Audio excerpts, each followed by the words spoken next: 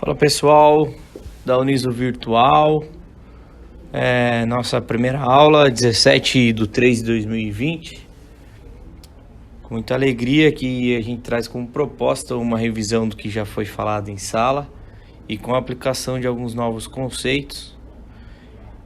E eu gostaria de retomar essa discussão sobre o processo na assessoria e consultoria em relações públicas, reafirmando, a relevância da pesquisa para que o profissional da área de comunicação não tenha dúvidas e elimine de fato o achismo para a construção de um diagnóstico que faz parte deste planejamento, que é formado por objetivos e metas. E aí metas podem ser entendido como indicadores, diante de um cronograma com um orçamento, para que a gente possa ter o nosso plano de comunicação, com suas campanhas e ações feitas, realizadas e pensadas de maneira inteligente. Lembrando que planejamento é um ato inteligente, é um ato que precede as ações em comunicação de uma maneira muito segmentada na nossa área das relações públicas.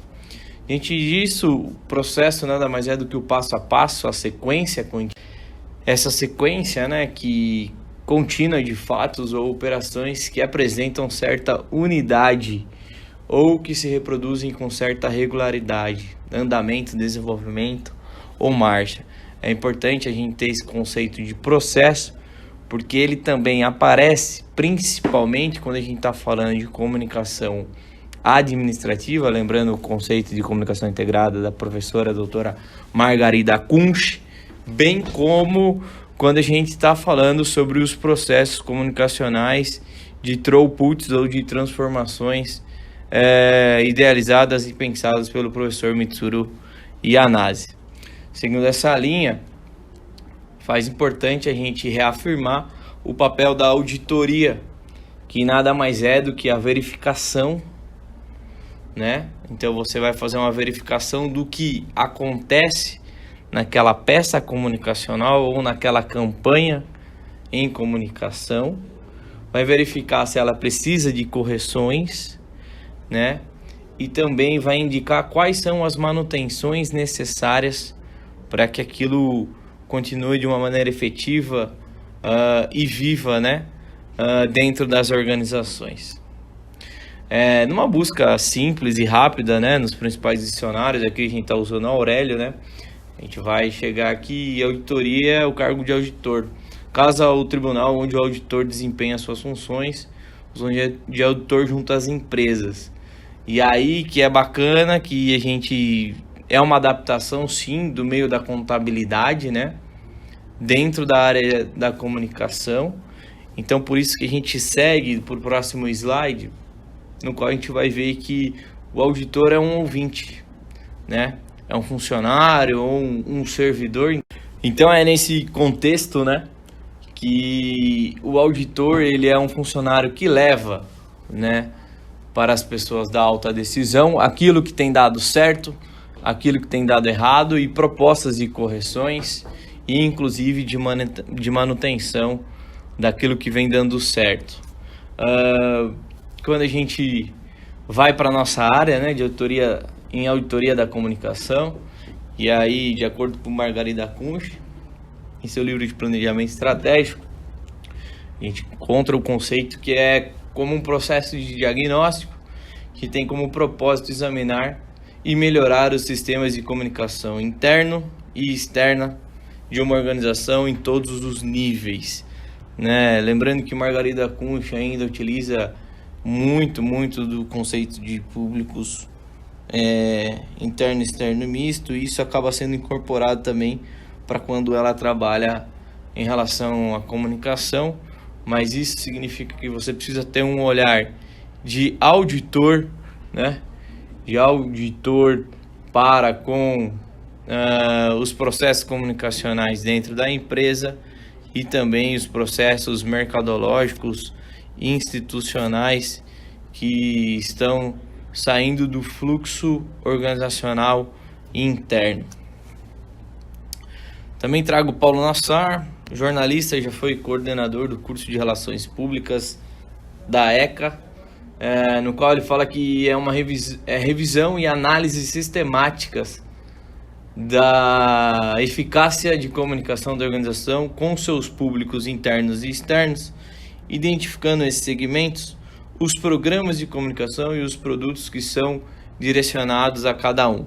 Então o Paulo Nassar dá uma visão exata que a gente precisa olhar sim de fato para as ferramentas que estão sendo utilizadas, no sentido de identificar aquilo que tem dado certo ou aquilo que tem dado errado dentro da organização.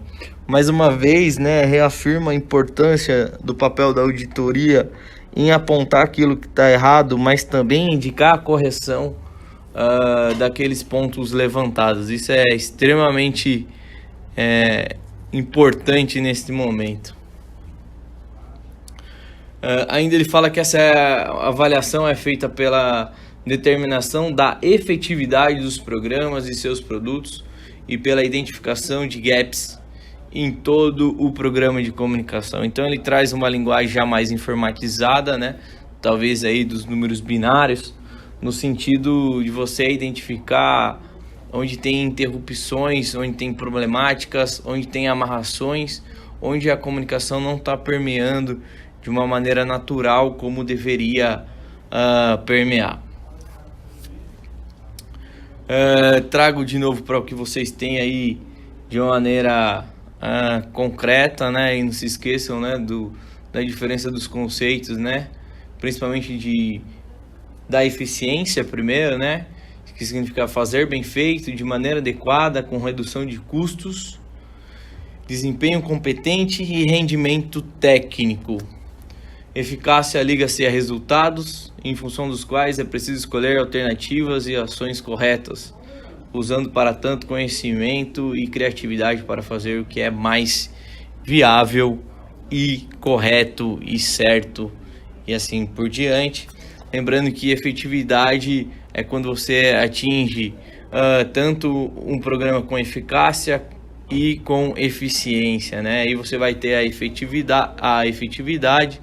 Eu vou deixar também o link do vídeo da PUC de Minas Gerais para que vocês tenham acesso aí de casa, tá bom? Vou deixar disponível aquele vídeo autoexplicativo sobre essa diferença existente nesse meio.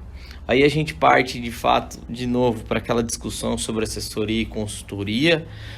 Eu sei que pode parecer chato, mas sou muito taxativo, lembrando que assessoria é quando a gente coloca a mão na massa de fato, e consultoria é quando a gente faz as indicativas do que se deve ser realizado, mas a gente não coloca a mão na massa e sim acompanha para verificar o grau assertivo que a organização realiza no seu desenvolvimento do plano de comunicação diante dos desafios e diretrizes apresentadas pela organização. Então aqui trago de novo que o assessor está presente na organização com serviços para otimização da comunicação e resolução de problemas. Lembrando a nossa primeira aula lá de relações públicas no primeiro semestre, né? O conceito, né, que nasce quando a gente tem um problema no relacionamento, quando a gente tem um problema na comunicação, o quanto é importante que o profissional de relações públicas possa atuar para que a gente tenha aí algo minimamente que evite-se, né, que esse problema se torne um conflito e assim por diante, torne-se uma crise.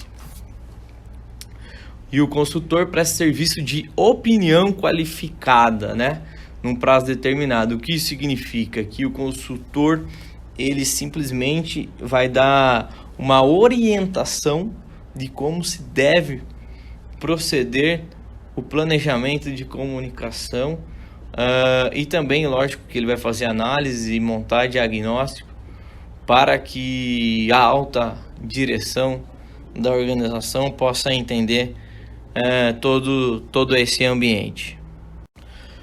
Nessa continuidade, lembro aqui aquilo que a gente já estudou sobre pesquisa, né? A relevância da pesquisa, a pesquisa que nasce de uma pergunta, problema, de uma situação, problema, mas ela nos ajuda, né, a buscar respostas para questionamentos em relação aos públicos que envolvem a organização. Então, é importante que a gente pense no processo da construção de um questionário, seja ele com perguntas abertas, com perguntas fechadas, seja uma pesquisa quantitativa ou qualitativa. E o mais importante é para que a gente elimine de fato o achismo, né? O achismo que tanto atrapalha a comunicação, mas o empreendedorismo, o comércio em geral, enfim, né? Então, eu acho que eu realizar uma edificação de um empreendimento, de um bar que tenha mesa de bilhar, que tenha boa música, que aqui no meu caso eu acho que é rock and roll, que tenha uma moto dentro, que o bar tenha pouca luz, né? Mas eu esqueço de aferir de fato se esse público vai frequentar meu bar, se é esse público que passa na frente do meu bar, se esse público tem acesso a esse meu bar. E isso são coisas importantes e pertinentes para que a gente possa balizar qualquer ação, principalmente quando a gente está falando de mercado de trabalho. E aí eu venho para uma questão sobre planejamento, né? Que é de fato você conhecer a organização, fazer a escala de interesse com seus diversos públicos. E aí, só voltando antes, quando eu falo de conhecer a organização, a importância de um bom briefing, né? De um bom briefing para que vocês conheçam todos os setores e segmentos da empresa, para que vocês possam apurar qual é a opinião da organização diante dos diversos desafios que ela se propõe diante do mercado de trabalho. Também aqui vocês conseguem já aferir o quanto ela atende às expectativas de seus públicos ou não. E aí, quando você relaciona esses públicos, você vai poder verificar qual é o grau de efetividade que você tem com cada um deles e assim por diante. Depois é importante que você faça uma análise de tudo que existe de fluxo ou dos fluxos da área de comunicação dentro da empresa. E esses fluxos você vai verificar desde como a empresa se comporta internamente, no sentido de balizar se é uma comunicação que vem de cima para baixo, de baixo para cima, se é horizontal, né? Se existe feedback, se é uma comunicação de via de mão dupla, se isso acontece ou não, porque aí já terão ações dentro de uma campanha pensada para que você melhore e dê transparência e segurança, no sentido que a comunicação possa ter um fluxo mais leve, com credibilidade dentro da organização. Importantíssimo saber o que está acontecendo no mercado, né?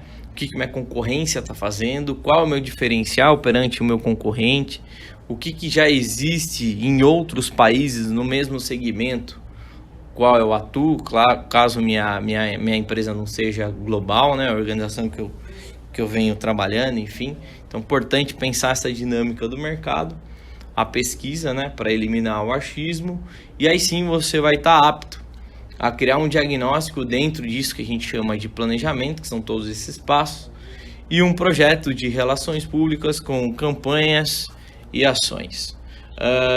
Quando a gente fala em pesquisa, né, o Philip Leslie, ele fala que é para confirmar as posições e palpites acerca da opinião pública sobre uma organização, serviço e ou produto. Ainda ele afirma que serve para clarificar questões sobre as quais há dados contraditórios ou poucas informações, né? Lembra aquela história ter pouco dado secundário, né? Que é aqueles dados que já são existentes, que outras pessoas formularam, que eu acho em livros, artigos,